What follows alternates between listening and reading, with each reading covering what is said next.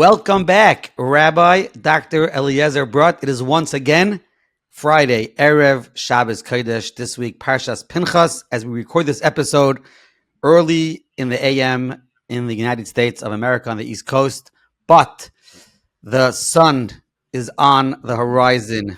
I'm sorry, it's the wrong terminology. The sun is beginning to set soon in Yerushalayim and Beit Shemesh.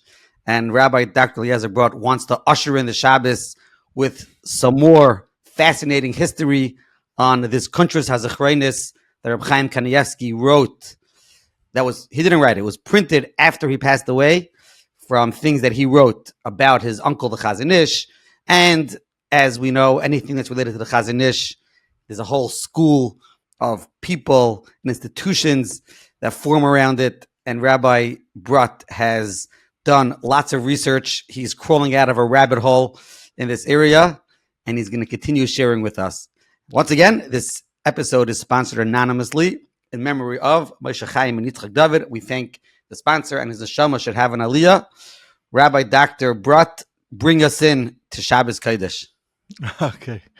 So basically, last time we started discussing the Kuntres HaZichronos of Chaim Kanievsky, but as background, we recapped that over the many episodes we said that the Chazon Ish played a major role in Reb Chaim Kanievsky's life, everything about him. So we also documented in the past how Reb Chaim Kanievsky was very concerned with documenting and bringing for the masses the Pesakim of the Chazon Ish. A regular person opens up Chazon Ish, let's say in Chaim even, it's very hard to come out with conclusions, it's very hard, safer to understand. You got to mamish be holding in the sugyas. Chaim Kanievsky took that and brought it down to halacha l'maisa. That was a shana halachas, and same thing in Zram, with derech hamuna, and other different things.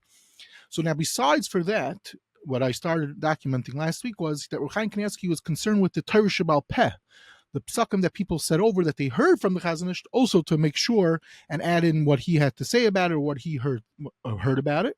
Eventually, besides for we showed a bunch of different seforim where he did this, he collected, with the encouragement of his father, starting with the Hanhagos that he heard from his mother, the sister of the Chazon Ish, but stuff that he witnessed, and then stuff that he collected from all different sources, Pesakim in basically the Dal Chelkei Shulchan Aruch, including areas of Zram, Shainis also, and he collected them, but for some reason he didn't want to publish it. But he said it was known that he told his children, after I die, you could publish it. And Baruch Hashem, we were zeicha to it a little more than a year ago, and it's an incredible work. And this is what we ended off last time talking about. So one of the things I began was saying I'm trying to put it in context and to show the great importance of what this work is, and we're going to give many samples from the actual work also shortly. But the idea is like this: we start talking about is that there's which I've mentioned in the past with other episodes, is a chibur called the Maharil. The Maharil was one of the Gedolim, Soif Ashkenaz, one of the main Gedolim that in the Ashkenazi world, and he had many Talmidim that were very famous. Most notably, when you learn Shulchan Aruch, you come across the Trumas Hadeshem, but many other Talmidim that you come across in the world of halacha.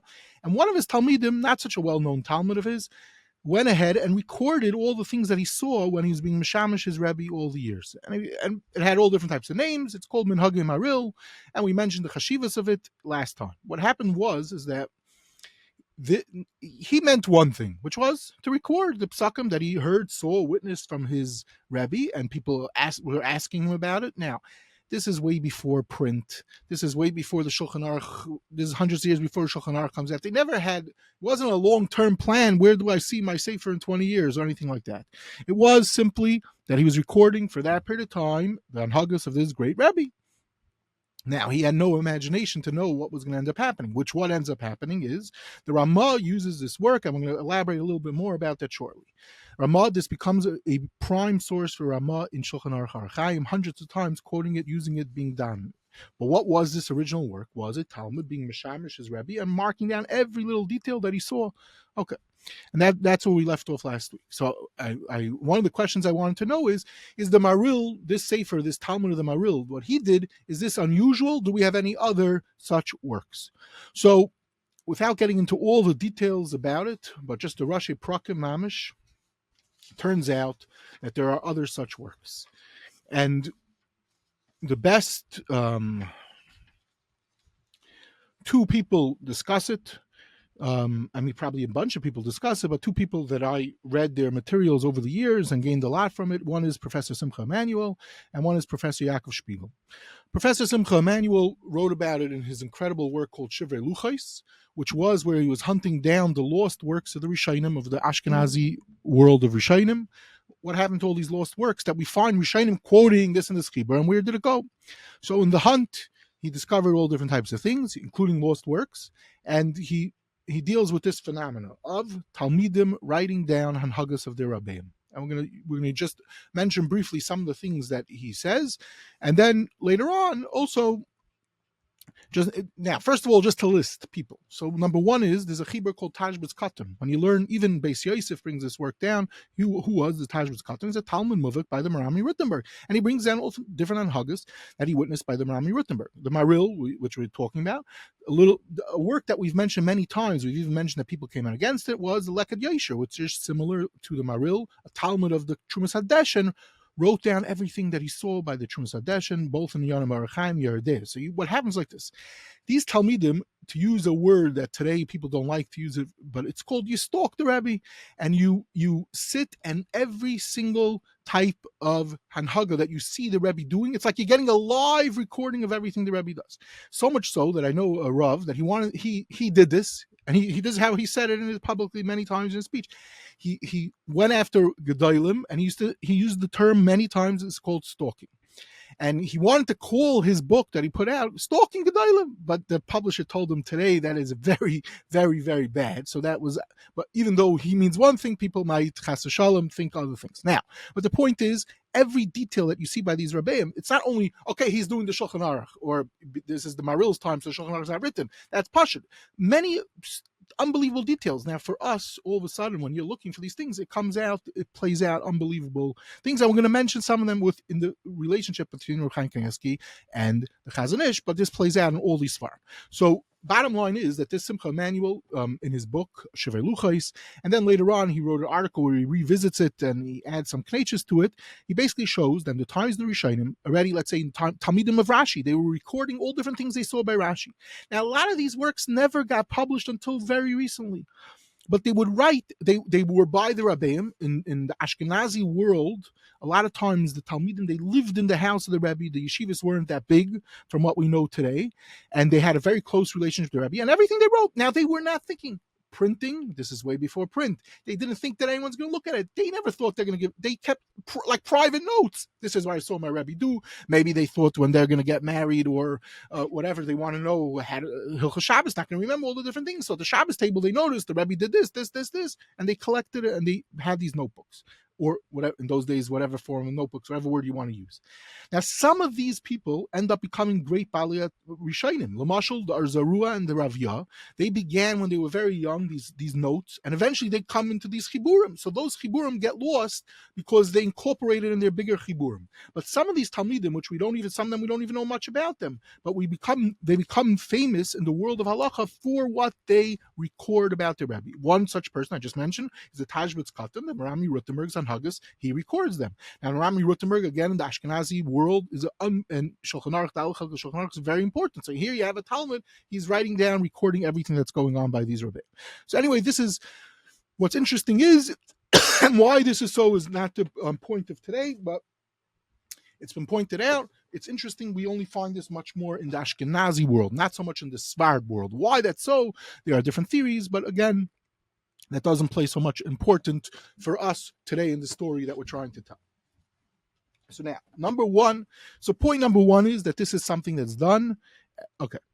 So this is pre-printing. Now, then comes along, we mentioned already, the Ramah. What does the Ramah do? He uses the Maharil. Now, does this continue? Does this concept already in the times of printing continue? Interestingly enough, at the same time as the Ramah using it, the Maharil, so we have Talmidim of the Arizal start recording and publishing eventually, but man, that takes time, whatever the whole documentation, the whole story. The Hanhagos of the Arizal. The Arizal did this, the Arizal did this, the Arizal did this. Now, this becomes a whole world of, okay, now, so not only do the Hanhagos of the the Talmud and Maharil become playing out in halacha as far as the Ramah is concerned. But then a few generations after the Ramah, such as by the Magen Avraham is a few generations later. He's using a prime source. Is these chiburim? There was a chibur called Shulchan Aruch Arizal. There was other works, say for Kavanos of Arizal, had in it a lot of Hanhagos. So the Magen Avraham is also taking this material that he finds that these Talmidim recorded that Arizal did kach v'kach. So what's happening is something's very interesting. You have these Hanhagos, and they're being recorded by the different Talmidim, and then eventually they're starting to play a major role in the world of halacha. Now, first of all, as I said, the problem is that the certain Pesakim already, let's say the Maharil, they'll say, oh, this Talmud the Maharil, who was he already? Was even a Chashav Talmud Chacham? He missed the boat. He misunderstood the Maharil. It can't be. It's not like this Gemara. And certain Pesakim use actually sharf l'shainis against the Maharil, and then you'll find with other such svarim also. But the problem is that that could be true. And we're talking Gedolim Pesakim are saying these type of l'shainis, but the other hand is the Ramah, as I keep on saying, he's using this sefer. So obviously, we're not going to try to answer up and discuss all the different rabbit holes that this sugya goes through, but I just to give a drop of ideas is like this. What's happening over here is I'm going to put in context in one aspect of the context, and then a few other short points, and then I think you'll be able to get some idea what's happening.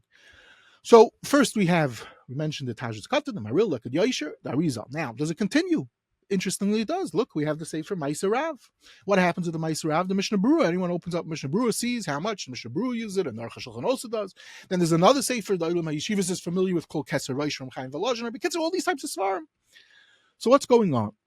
So what I think is as follows. And then you have in the Chaznish world, Reb Kanievsky and all these people, they're creating all these other svarim. So I think what's happening is like this. On one hand, you have a gadol, and you could say over inspiring stories about a gadol. L'mashal, Chaim Kanievsky's nifter, everyone's saying over unbelievable stories after he dies, and they're incredible. And then books are written of those stories. Okay, that's one shlav. Chazanish, go back earlier. Chazanish dies. All of a sudden, a wealth of stories are coming out about the person. I'm not talking even about the per se, the history exactly when he's born, but unbelievable mises. His asmada, his iluyishkeit, chaps that he said, advice that he said. So now the shaila is there any practical aspects that someone could take out of the story to use for day-to-day life?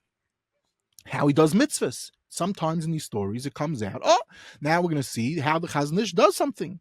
There's going to be a hachra, not like a Vilna Gaon, or yes like a Vilna Gaon, not like a Beis Yosef, not like a Beis Yosef. So when you go back further, L'mashal, the Beis Yosef, what does the Beis Yosef do? The Beis Yosef writes a sefer where he's codifying tons of material that he has of halacha, for a mass amount of material, including manuscripts that he had. At the same time, in the same generation, a ben Dair of his, the Ramah, goes and starts looking at the work and says, Oy vavai, what are you doing over here? We spoke about it a little bit in other episodes, but the point is, the Ramah says, what do you mean? There's a whole world of Ashkenaz and Poland you forgot. Maharil! All these minhagim. Now, you say, what am I talking about? So let me give you one example. You go through Hilchos Rosh Hashanah. Everyone knows what's a minig that people are very into. You go and do tashlach. When do you say it, and all the different things, and what happens the first day is Shabbos, all these different shilos to say that. But where is it recorded?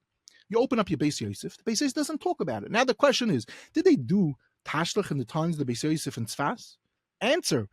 All of a sudden, if you open up the Arizal is a contemporary of the Beis Yosef living in Tzfas. You see the Hanhagos clearly that they did it. Why the Beis Yosef doesn't bring it down? That's one thing.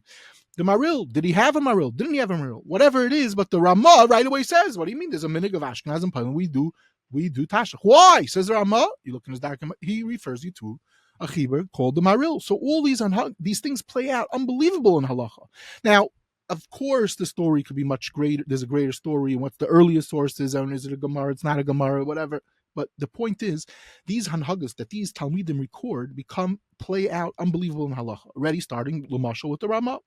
You go further down, that's what Arizal for the Magen Avraham is doing. This is a very long conversation, which we're not going to get into now, but a chiddush which I'm suggesting is like this.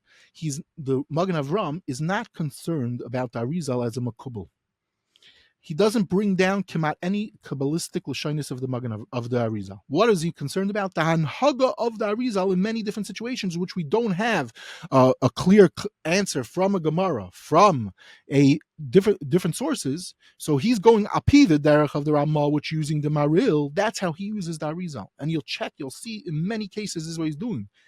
Furthermore, the Mashal, he doesn't only do this for the Arizal. He cares about the Marshal. There's a chibur called the Mate Moshe. What's the Mate Moshe? Multiple different things happening in the Sefer. One of the things is he's a Talmud of the Maharil, of the Marshal. So he brings down Hanhagos, he witnessed by the Marshal. Says the Magen Avraham, he brings it in.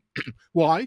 Because a lot of times you want to know what the Achra is. What did the Gedolim do for certain situations? Now, sometimes it's not necessarily Isser Deiraisa, Isser Derabbanan. It could be these Minhagim, these Tashlach things. Maybe the Mate Moshe will say, oh, the Marshal said about Tashlach, whatever. I'm not saying that he does or he doesn't. But the point is, so this starts playing a whole role for the Magen Avram's work. And you go further, these Seforim are filling gaps that you don't find necessarily open shut in different Rishonim or earlier sources. So let's say if we go later on, the Lekad Yosher, when it gets published, all of a sudden we have Trumas Hadeshen. Everyone knows that Trumas Hadeshen plays such an important role in the world of halacha. Now we know what's going on at a Shabbos table. So it could be certain issues in halacha that you don't know, or we don't have a clear hachra. These Seforim fill a major gap. And that's what goes continuing with the Mishnah Berurah and the Ma'aser Rav, Chaim with the Chazon Ish, and others. Now, the problem is that there's a question of reliability, which we already pointed out by the Maharil. This is playing a role, with the Ramah and Magen Avraham and all these people. But now, at a certain point in time, these Hanhagos Seforim, it's sort of the words I'm using, even though I don't necessarily believe it to the extent, just for lack of it sort of gets out of control. Because especially if you look today, there's Hanhagos of every Gadol, of all different people. And not necessarily are those Gedolim the same stature of the Maharil / Arizal / Gra, whatever. And then the problem becomes is that different people say, I heard a different thing for Shem this Gadol, and this thing, and then this Steerers. So all these things are very true, and that's why you have to be very careful about them. And a lot has been written about this topic. For Lamashal, Professor Spiegel, in his book Amudim B'Toldos Sefer Talmud Aruch, he deals with this barichos about especially these Seforim. Lamashal, he talks about Hanhagos Chazon Ish. So Spiegel wrote this chapter before the Sefer that were the main thing of the Kuntres HaZichronos that Kanievsky was published. So there's tons and tons of stuff, Hayras and Pesakim and Hanhagos Chazon Ish out there. And there's steerers, and then there's different Talmidim handling the steerers. How do you say what's found in this story? But I heard this, I witnessed that. There's a lot about this in many different places. Just one other source.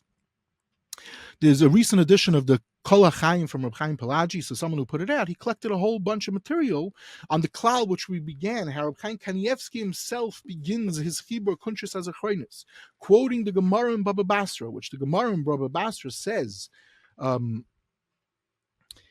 if you see a story, does not mean you could paskin like it. So that's a very important thing to keep in mind when you're reading all this material. But on the other hand, but if it's the Maharil or the Arizal's Hanhagos, quoted by the Magen Avraham, or the Mate Moshe talking about the Marshal, these are obviously much more reliable than a lot of the materials that are coming out today of these people. Anyway, there's a lot to say about these things. So now, what I feel one of the nakudas is going on over here is Chaim Kanievsky was trying to do is he's trying to make sure he was aware that this is what's going to happen. He was witnessing it for many years, so he wanted to make sure, and that's why he prints this book. He doesn't print it, but he collects mamish it's a few. At the end of the day, I must say it's probably close to a few thousand Pesakim Chazon Ish that he saw or he got from the 30-something sources that he mentions in the outset that he held were reliable. Now, obviously, he's not going to quote everything. We said last week already, and we've quoted it many times. Is a Chibur Orchos Rabbeinu, which is on Hanhagos of the Stipler and the Chazon Ish. So he doesn't cut and paste everything. It's more about what he saw. Now, we're going to fine tune this a little bit more. What's going on over here? But for Chaim Kanievsky, there's a few other aspects that are playing out over here, and that is just to mention very, very briefly. Is like this. Number one is this goes into a maila. This goes into the greater sugya, which is called Shimush Talmidei Chachomim. A subtopic of this is reading Gedolim books, and this is as follows. I already pointed out numerous times in the episodes that Reb Chaim Kanievsky, the Stipler, the Chazon Ish, it's clear they read certain of the classic Gedolim books on the Gra, on the Chassam Sofer, and they build a lot off of it. A lot of times they get a certain cook, a certain view in what they read in these places. So, and they encourage it. Lamashal, we'll see in the Kuntres HaZichronos, the Chazon said, what on Tisha B'Av, you definitely should read the Seder HaDairis, you should definitely Shem HaGedolim. Now, there's all different importances of these things, but more than that, not only the Shem HaGedolim and the Seder HaDairis, it's also the quoting of the Lamashal Daliyas Eliyahu, they quote the Toldos Adam, and these other classical works. So now the question is, what's going on over here? So there's again here, just to mention very briefly a few things. Number one, there's a Chibur Toldos Adam. So the Chibur Toldos Adam is a book written by the Magen of Vilna in the early 1800s about Rabbi Cheskel. His name was Rabbi Cheskel Feivel, and he was writing about Rabbi Zalman Volozhin, the Talmud, the younger brother of Rabbi Chaim Volozhin, a Talmud Muvik of the Vilna Gaon, who died tragically very young in his low 30s. This is a sefer that we could spend hours and hours talking about it, but just I'm bringing out one prat. There's a Gadol book. It turns out this is probably the first Gadol book published, of a whole book about a Gadol. One of the Nakudis in this Gadol book is, it's not just, okay, he was a masman, Meir stories. He knew Kol Tarakula B'Seder. So you walk out from the book afterwards like, okay, what did I get from the reading the book? Okay, this guy was not a human being. All of a sudden, just to give one example, and through this, one reads the book, you could see much, much more, and a different time we'll discuss it much more. He says that he was a Baki Nifla and Targum Onkelos. Okay, Shkayach, he knew Targum Onkelos. He was Maver Sedger. No. He shows through his Bekias and Targum Onkelos a bunch of samples of things of Ha'aris of Reb Zalman Volozhin in Havanos of Targum Onkelos. And in many cases, he gives you examples, live examples. It's not just he was a masman. Because of his Meir Zikaron, he was able to be Oimid, and he says a piece of Torah of his.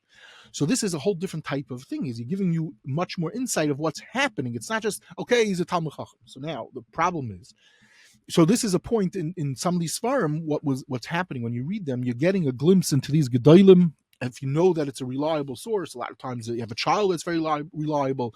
As I've quoted dozens of times, the Chafetz Chaim's son Sefer about the Chafetz Chaim. You walk away reading the Sefer, not only do you have millions of Hanhagos, halachadik Hanhagos, you see Ashkafa, you see a certain thing of the Tzur of the Chafetz Chaim, you walk away, I feel at least, I've said this a bunch of times, understanding the Chafetz Chaim, what made him so special.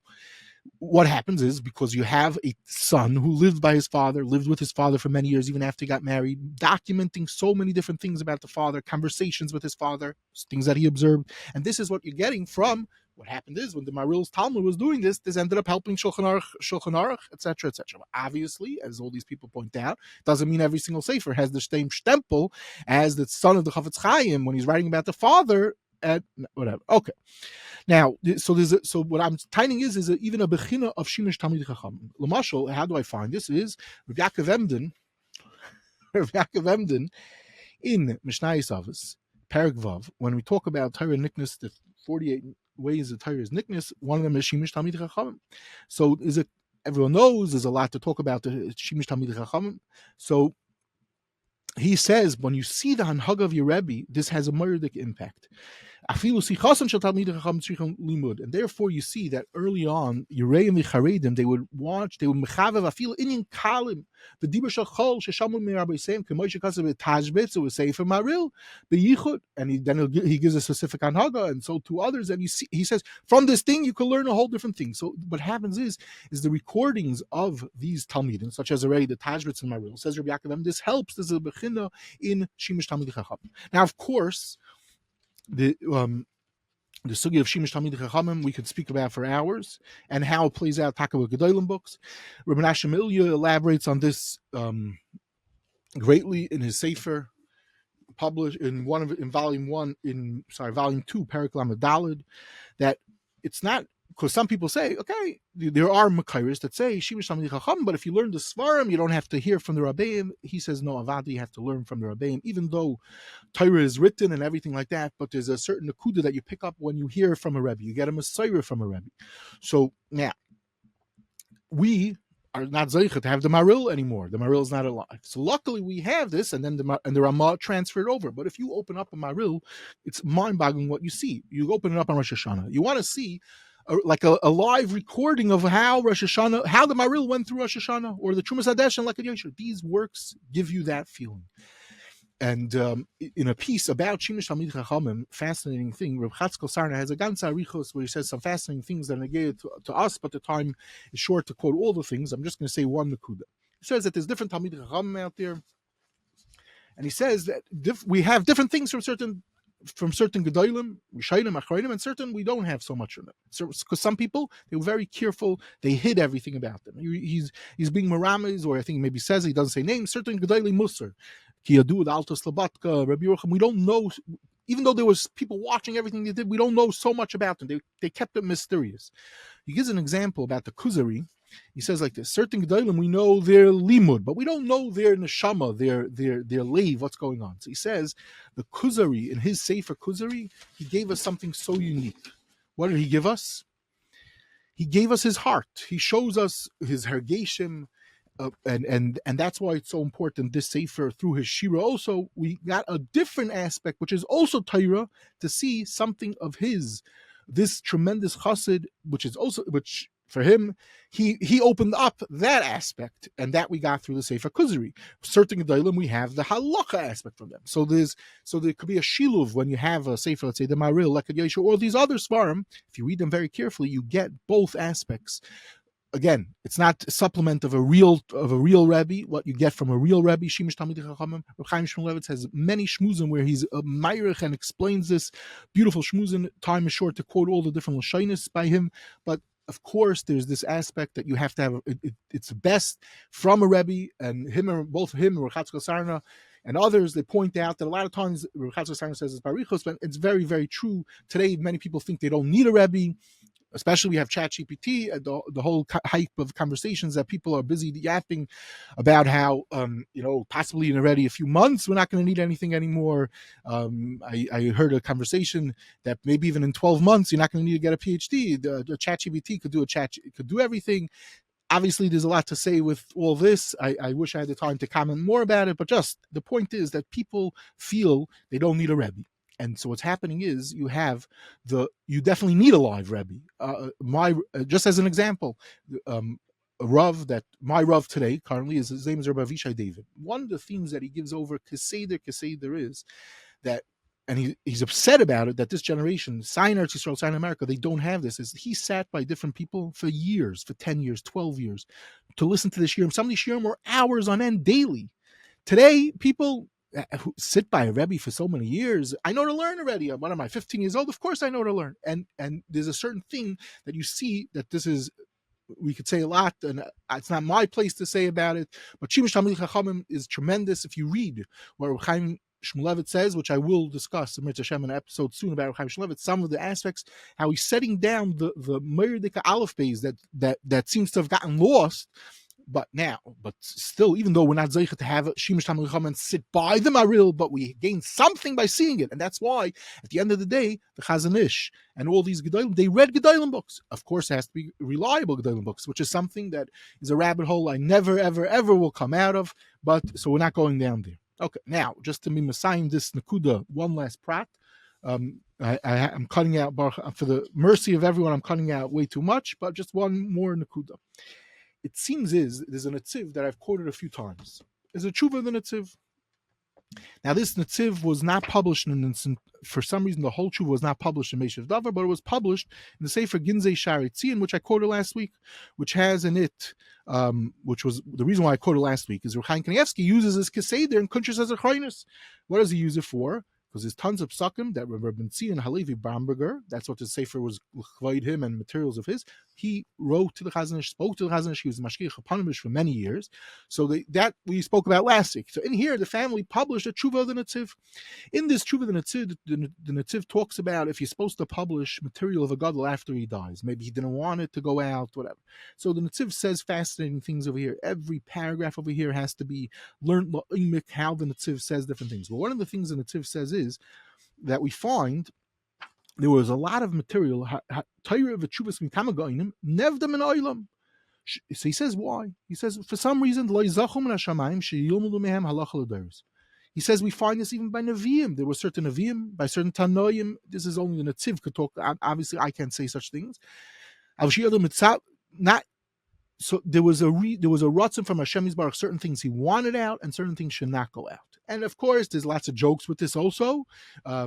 Many different jokes to say with this, but I'm not going to say them. So the point is, the Maharil, this Talmud wrote this stuff, or the Lekad Yosher, or the Ma'aseh Rav, whatever the motives of the original author, turned out to be unbelievable. Shulchan Aruch Chaim.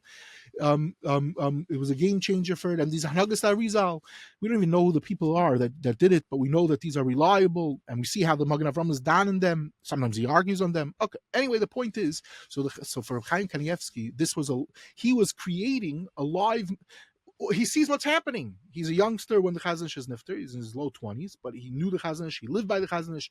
He mamish. Again, I'm not going to use the words that I used earlier, but he was by the Chazon Ish Yoimam V'Layla. When he was in yeshiva, he witnessed the Shabbos table, Yom Tif.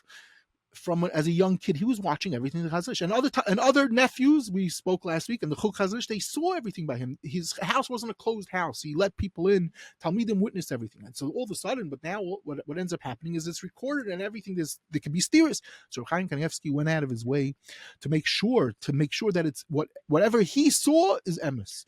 And that's what he goes in ahead and he collects and publishes. He doesn't publish it, but he authorizes his kids to publish in this kibur called Kuntres HaZichronos. So this is some of the insight in the work, why he collected it, why he was so involved with it, why it was so important for him. Okay, now just to cutting out many different things over here, just to go to the actual work. So just a few nukudas. Number one is, I already mentioned last week that there's a chibur of another nephew of the Chazon Ish, or Meir Greinman. So one of the works of Meir Greinman, which if a listener out there is able to get me this pinkas, I'll be very grateful. There's a pinkas that Chaim Kanievsky quotes many times that it exists. He says he doesn't say what it says there, but he says it talks about this and this pinkas. The Chazon Ish said this and this. But Meir Greinman didn't want it now. But Meir Greinman did release a chibur called Dinamum and Hanhagos Chazon Ish. So then you'll ask me a kasha. So what am I so excited about the Kuntres HaZichronos from Chaim Kanievsky? We already have for many years from Meir Greinman, another nephew, and he's recording also stuff from his brother, the famous Chaim Greinman. So what am I so excited about the Kuntres HaZichronos that Chaim Kanievsky saw? So obviously is one nakuda you could always say is every Talmud sees different things in their Rebbe, something I spoke about all the way back. There's different tunas nefesh of a certain Talmud to a Rebbe that you see in this Rebbe, and a different person has a different tunas nefesh. You could see it in the same Rebbe. There's also nakuda with a Rebbe that it is a certain Rebbe for you. So even though the Chazon Ish was for a certain person, that you notice different things. You talk to 5 people in a room watching a gadol, you'll hear different accounts. What, you saw he did that? But he didn't realize that that's a chiddush also. So there's always a different gang when you have a different cook with different, even reliable sources, such as Meir Greinman. But the point is, when you look and you compare Meir Greinman's work to Chaim Kanievsky, you see much, much more material. Not only the material that he saw, he's doing something else. Meir Greinman also does concern himself with the letters and the Chazon Ish Torah to bring it halachadik, and he adds in stuff that he saw and witnessed and had from reliable sources. So Chaim Kanievsky takes it to a whole next level. However, there's another thing going on over here, which I already started to talk about last time, which is that Chaim Kanievsky doesn't stamp just matic the things. He's mefalpel and these ha'aris. He brings makar for everything. Every anhaga the Chazon Ish over here, there's a makar. Chazon Ish is doing something over here. It's a chiddush. Look in the Mishnah Brura. He's being machri like the Mishnah Brura. He's arguing the Mishnah Brura. The gra here he's doing many times. I point out the gra. He's being mekayim the gra. He do Chazon Ish was in the gra, but a lot of times he argues in the gra. He'll say this all the time. The Keser Rosh, another Hanhagos Sefer. He'll bring it down. He'll show you. Don't trust. As a matter of fact, sometimes even though both Chazon Ish, Chaim Kanievsky, they were all very into the Meiser Rav, but sometimes even on that 3-4 times, the Chazon Ish says he can't believe this came out. This is not a reliable piece. There's such a thing. Similar to what I said, what they say with the Maharil, certain pieces. Okay. Bottom line is, in this chibur, Reb Chaim Kanievsky's mefalpel ha'aris Meir de ka'aris. I'm going to say some Lashon shortly, but and you could see all different things in the Seforim quotes. I could give you a whole list about it. But I just want to throw out there 2 things. One is, when you get to Hilchos Nida, this is to be meluim to what I said many episodes ago in season, I think it was season 2. You learn Hilchos Nida over here in the Kuntres HaZichronos, many different Pesakim, and you'll see all of a sudden with Russia Tavis, something's going on over here, and it got my curiosity, and then I realized what's going on. Basically, he's quoting the Sefer Taras Bas Yisrael many times, not once, not twice, not 3 times. Now, in the front of the Sefer, Chaim Kanievsky gives a long list of all his Makairis that he's quoting from, like 30-something names, maybe 40 names, of the Messiahs that he has besides his own, what he witnessed, and his father and his mother, that he collected from. He doesn't list this there. Who's Taras Bas Yisrael? That he's bringing a bunch of things from the Chazon Ish. Answer, very simple. Kalman Kahana, who we spoke about already earlier on in earlier episodes. Kalman Kahana wrote a sefer, a Kitzer sefer on Hilchos Nida, which was very, very popular for people to learn Hilchos Nida from it. Chazon Ish reviewed the whole sefer and wrote ha'aris on the sefer, and it's published by Feldheim many times. I think it's still even available. It was published dozens of times. And Chazon Ish knew that this is going to be learned by people, so he went through with a fine tooth comb every ice that anything possibly people could medayik. It doesn't have a million makairis. That's not the point of the sefer. It's a halacha lemaisa what to do safer on this. So Kanievsky quotes it. So you'll have to listen to this is a plug to listen to the earlier episodes in season 2, to the Shimush Kalchasa and other tumults of Bnei Brak and Kalman Kahana with the politics of Bnei Brak and Lemaisa. He quotes it many, many times. Okay. Anyway, and therefore that will answer why his name is not in there. Okay. Now, just because I decided that, what am I going to do? I have to say for Kuntres HaZichronos in front of me, and I literally could say over probably 500 different fascinating things in here. There's no way I could do that. To pick out 5, it's also too hard. So what I decided what I'm going to do is I'm going to say a few now for the next 10 minutes, very quickly, a few different fascinating things, and then next time, a different time, I'll say maybe a few more.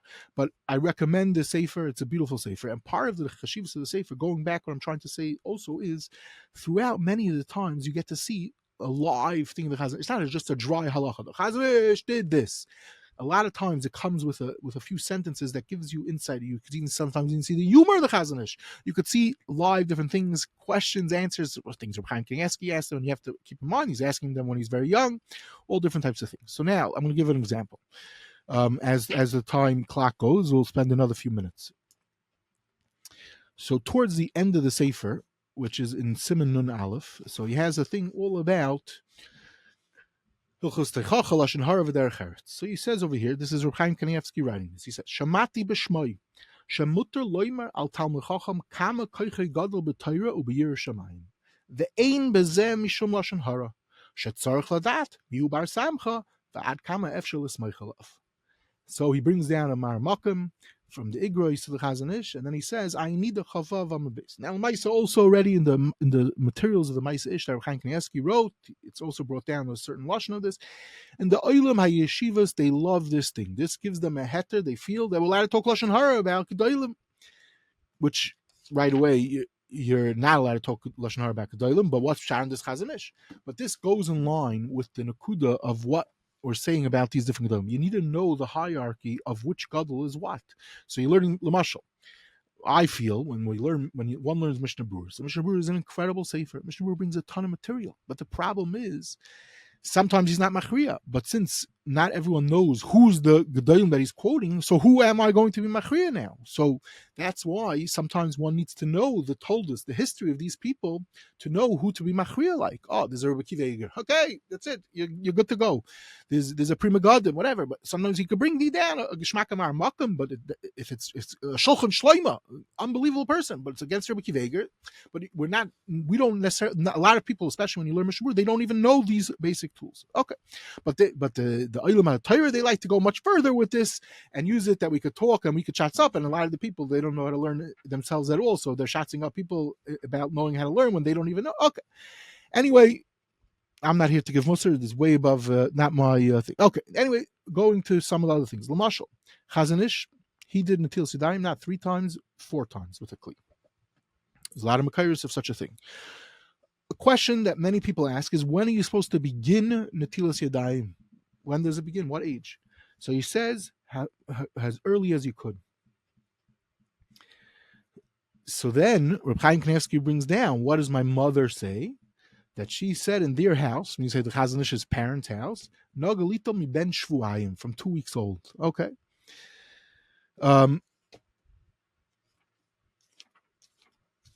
Another thing, this is a sharp thing, which again, this is Bnei Brak, and already if you heard the episode of Orchos Yosher, I said sometimes you do see the kanoi, sai of the Chazon Ish, sai of the Stipler, and sai of Chaim Kanievsky.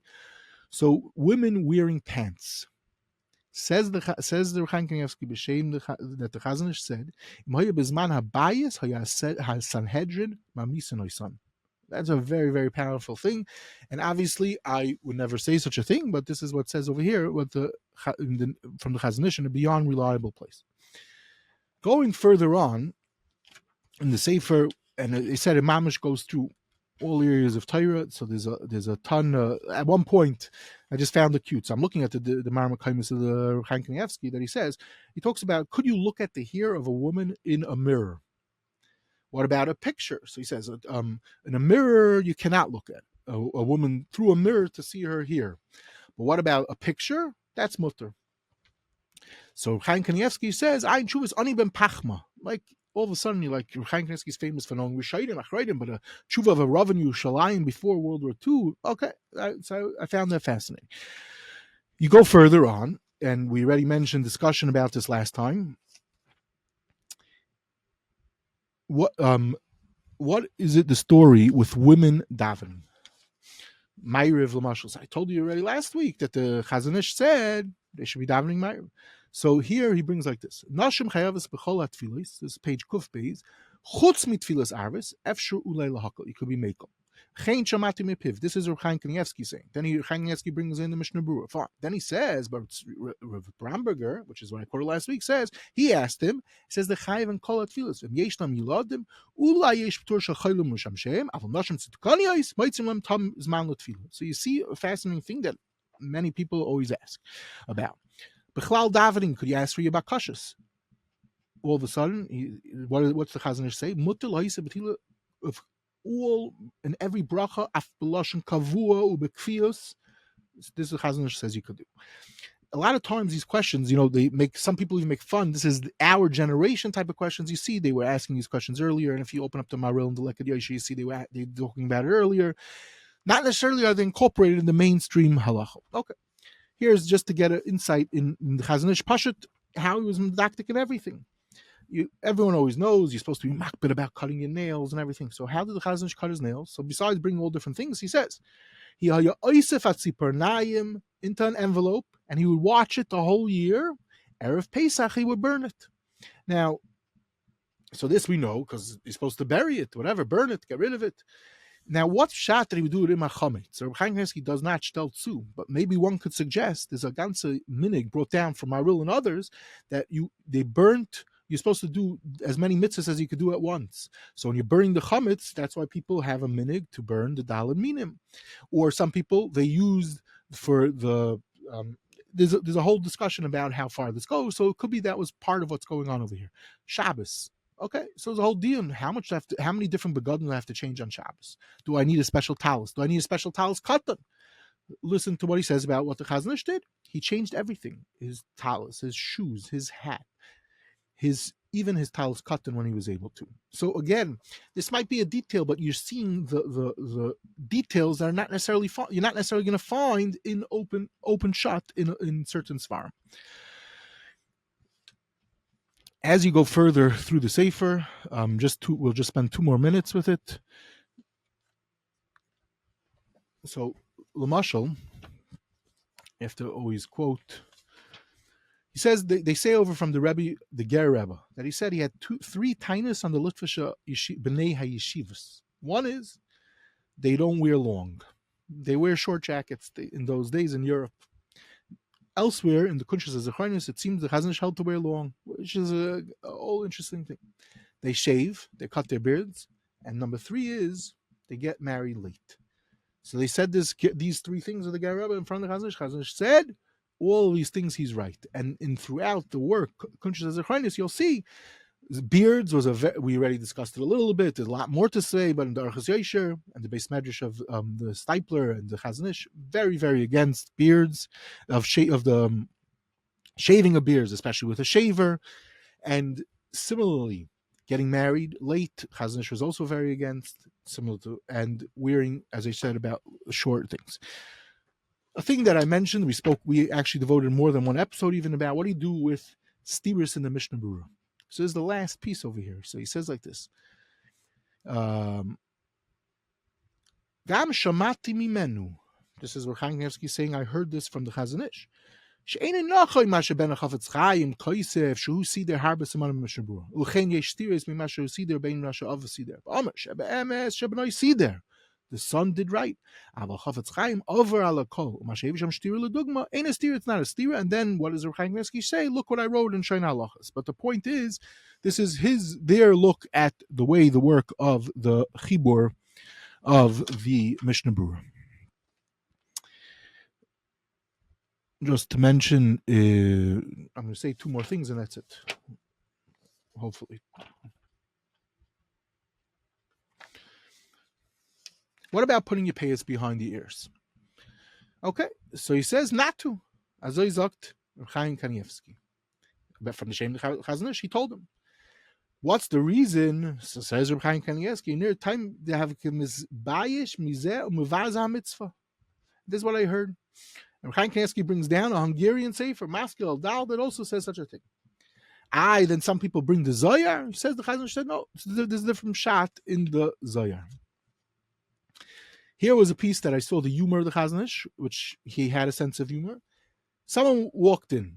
He looked like a Chacham. The shaila was if he should stand up for him. So the Chazon said, "B'taris b'dichusa yesh roi v'chazaka that it's pater from standing up for him." Okay, and